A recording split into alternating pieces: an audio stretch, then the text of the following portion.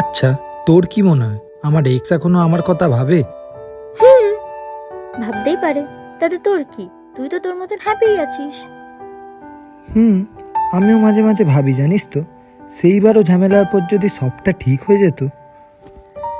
You know what, তুই কোনোদিন move on করিসনি, জাস্ট মুভ অন করার চেষ্টা করছিস।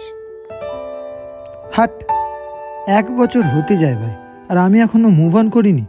তুইও না ভাই।